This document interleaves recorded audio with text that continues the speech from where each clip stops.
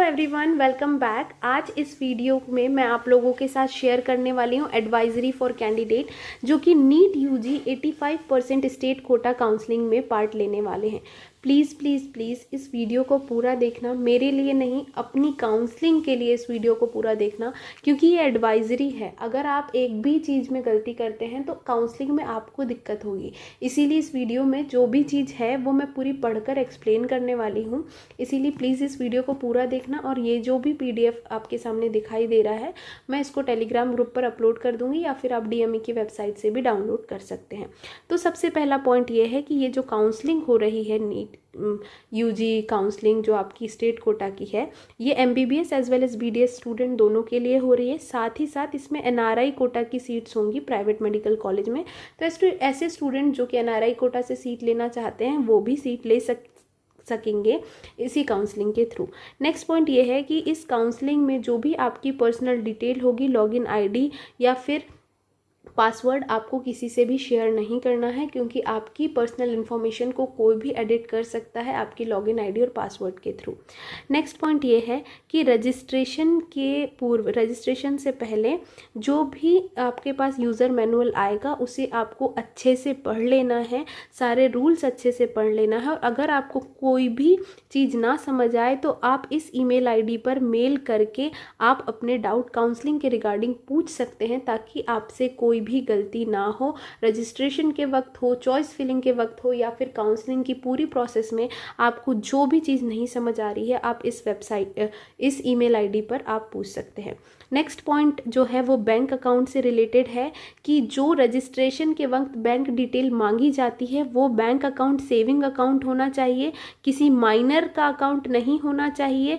Bank account में KYC सक्रिय होना चाहिए। अगर यह बचत खाता है आप जो फिल कर रहे हैं, तो बचत खाता एक सामान्य बचत खाता होना चाहिए, बचत बैंक होना चाहिए, जहां खाते में अधिकतम या फिर क्रेडिट की कोई सीमा नहीं होनी चाहिए। प्रधानमंत्री जनधन योजना खाता या फिर शून्य शेष खाता, जीरो बैलेंस मान्य नहीं होगा। उसके बाद स्टूडेंट का रजिस्ट्रेशन तभी मान्य होगा जब वो MP ऑनलाइन पर रजिस्ट्रेशन के बाद जो भी फ़ी पे करेंगे, रजिस्ट्रेशन फ़ी जो कि नॉन रिफंडेबल है, उसकी स्लिप अपने पास प्रिंट करवा लें। मतलब पेमेंट करें और उसकी स्लिप पेमेंट के बाद अपने पास रखें, और पूरा रजिस्ट्रेशन कंप्लीट होना चाहिए। बिना पेमेंट के रजिस्ट्रेशन कंप्लीट नहीं होगा। जब आप रजिस्ट्रेशन करवाएंगे उस वक्त कोई भी दिक्कत अगर होती है, नेटवर्क फेल हो, कंप्यूटर फेल हो, कोई भी दिक्कत, तो इसके लिए काउंसलिंग की डेट आगे नहीं बढ़ाई जाएगी। इसीलिए आप आखिरी दिन का इंतज़ार ना करें, पहले दिन से ही रजिस्ट्रेशन स्टार्ट करें। उसके बाद काउंसलिंग में जो भी सारी प्रोसेस होनी है उसमें आपको पेमेंट जो है सब पेमेंट ऑनलाइन होगा। इसीलिए आपको पहले से ही अपने अकाउंट में पैसा रखना है, क्योंकि काउंसलिंग की प्रोसेस में ऑफलाइन पेमेंट कहीं पर भी नहीं देना होता है। चाहे वो रजिस्ट्रेशन के समय हो, सेकेंड राउंड चॉइस फिलिंग के समय हो, मॉपअप के समय हो, या फिर कॉलेज में पहुंचने के बाद जो भी कॉलेज की फ़ी हो वो सब online, net banking, credit card, debit card, RTGS, इन सब के थ्रू होना है। इसीलिए आपको सारा पैसा ऑनलाइन अकाउंट में ही रखना है। आप ये किसी के अकाउंट से भी कर सकते हैं पेमेंट, ऐसा नहीं है कि स्टूडेंट खुद के अकाउंट से करें, वो कर सकता है किसी के भी अकाउंट से पेमेंट। उसके बाद लेकिन यहाँ पर ये पॉइंट भी लिखा हुआ है कि आपका जो भी अकाउंट में ट्रांजैक्शन है उसकी लिमिट बढ़ा ले, ताकि कोई दिक्कत ना हो, और ऐसे अकाउंट से ही पेमेंट करें जिसमें इंटरनेट बैंकिंग की सुविधा उपलब्ध हो। एक चीज़ होती है जो जनरली मॉपअप राउंड के बाद जितनी भी वैकेंट सीट होती है वो कॉलेज लेवल काउंसलिंग के लिए चली जाती है, और कॉलेज लेवल काउंसलिंग में आप ऑफलाइन पेमेंट कर सकते हैं क्योंकि ये कॉलेज लेवल की बात है। लेकिन जितनी प्रोसेस DME की वेबसाइट पर ऑनलाइन हो रही है वो सब ऑनलाइन पेमेंट के थ्रू होगी। उसके बाद अगर आप रजिस्ट्रेशन कर रहे हैं तो वहाँ पर फ़ोटो युक्त ID मांगते हैं, तो आप अपनी वोटर ID दे सकते हैं, पैन कार्ड दे सकते हैं, ड्राइविंग लाइसेंस दे सकते हैं, पासपोर्ट दे सकते हैं, या अगर इनमें से कोई भी चीज़ अवेलेबल नहीं है तो क्लास 12th का एडमिट कार्ड दे सकते हैं। आप अपनी बैंक पासबुक दे सकते हैं, स्कूल ID दे सकते हैं, कोई भी गवर्नमेंट की फ़ोटो युक्त ID आप दे सकते हैं। उसके बाद रजिस्ट्रेशन के बाद आपको काउंसलिंग में पार्टिसिपेट करने के लिए अपने टाइम जो ड्यूरेशन में चॉइस फिलिंग कर लेना है, और उसके बाद चॉइस फिलिंग के बाद चॉइस लॉकिंग करवा लेना है, जो भी टाइम ड्यूरेशन शेड्यूल में दिया गया है। नेक्स्ट पॉइंट है, फोर्सेस में जो पेरेंट्स हैं वो कार्यरत हो या फिर सेवा मुक्त हो या फिर किसी की डेथ हो गई या फिर युद्ध में विकलांग हो गए हैं, तो ऐसे पेरेंट्स के जो भी बच्चे हैं वो इस कोटा के थ्रू एडमिशन ले सकते हैं।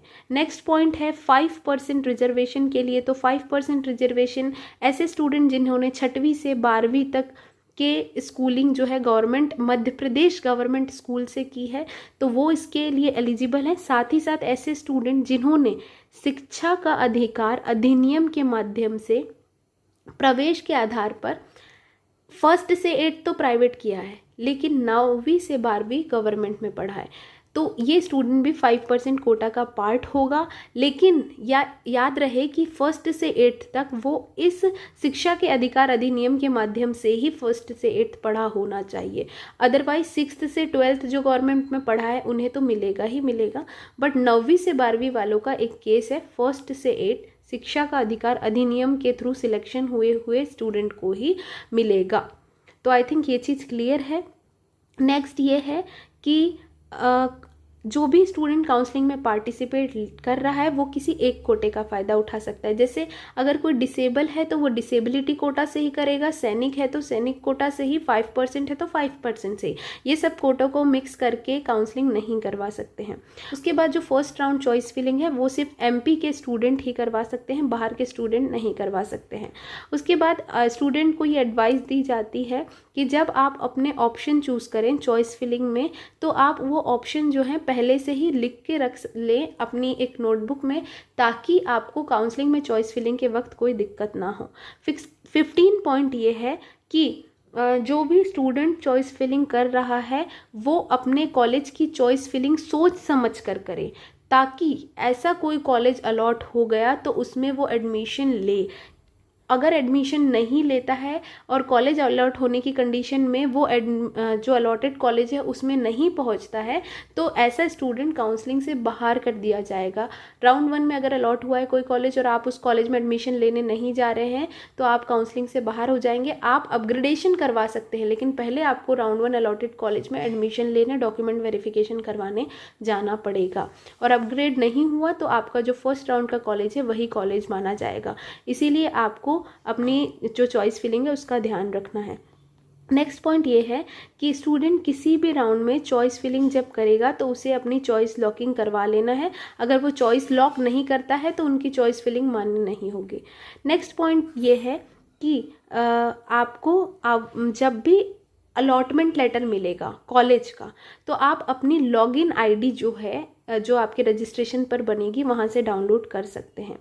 उसके बाद नेक्स्ट, जब आपको अलॉटमेंट लेटर मिल जाएगा उसके बाद आपको कॉलेज में रिपोर्ट करना है। रिपोर्ट करने के बाद आपको सबसे पहले अटेंडेंस लगवाना है। अटेंडेंस का ध्यान रखें, आपके अटेंडेंस स्लिप एक जनरेट होगी। अटेंडेंस स्लिप जनरेट होने के बाद तुरंत आपको अपना डॉक्यूमेंट जो है वो वेरीफाई कराना है। डॉक्यूमेंट वेरीफाई कराने के बाद आपके डॉक्यूमेंट जो है वो सबमिट हो जाएंगे। डॉक्यूमेंट सबमिट होने के बाद आपको पेमेंट करना होगा और पेमेंट करने के बाद आपको कॉलेज से एक स्लिप मिलेगी। कॉलेज से जो स्लिप मिली होगी वो डीन सर की सिग्नेचर की हुई होगी, तो इस स्लिप को बिना लिए घर वापस नहीं आना है। उसके बाद नेक्स्ट पॉइंट ये है कि आप जो भी स्टूडेंट है वो मॉपअप राउंड की काउंसलिंग के लिए या फिर सेकेंड राउंड की काउंसलिंग के लिए अपना अपग्रेडेशन करवा सकते हैं। और ये अपग्रेडेशन आप अपनी आईडी जो बनेगी आपकी रजिस्ट्रेशन, उससे लॉगिन करके अपग्रेडेशन के ऑप्शन पर क्लिक करके करवा सकते हैं। फिर ऐसे स्टूडेंट जो अपग्रेडेशन करवाना चाहते हैं तो राउंड 1 अलॉटेड कॉलेज में अपना सीट लिविंग और रूरल सर्विस बॉन्ड नहीं सबमिट करेंगे, वहाँ एक 500 रुपये के स्टाम्प पेपर पे बॉन्ड सबमिट करेंगे, जिसका फॉर्मेट आपको कॉलेज में ही मिल जाएगा और वहाँ से आप ये बॉन्ड बनवा कर सबमिट करेंगे कि आप अपग्रेडेशन करवाना चाहते हैं। नेक्स्ट पॉइंट ये है कि ऐसे स्टूडेंट जो कि हैंडीकेप कोटा से सीट लेना चाहते हैं तो उनका जो सर्टिफिकेट है वो NMC ने जो रूल्स बताए हैं उसके अकॉर्डिंग ही सर्टिफिकेट होना चाहिए, जो कि डीएमई की वेबसाइट पर अपलोडेड है। उसके बाद नेक्स्ट ये है कि कोई भी स्टूडेंट अगर स्कॉलरशिप लेना चाहता है तो उसकी सारी डिटेल एमपी ऑनलाइन के पोर्टल पर अवेलेबल है, वहाँ से देख सकता है। तो आई थिंक इस वीडियो में मैंने सारी चीज़ें क्लियर करी, और ये पीडीएफ आप पढ़ सकते हैं डाउनलोड करके, और मैं इसे टेलीग्राम पर भी शेयर कर दूंगी। Thank you so much for watching this video. Bye bye, take care.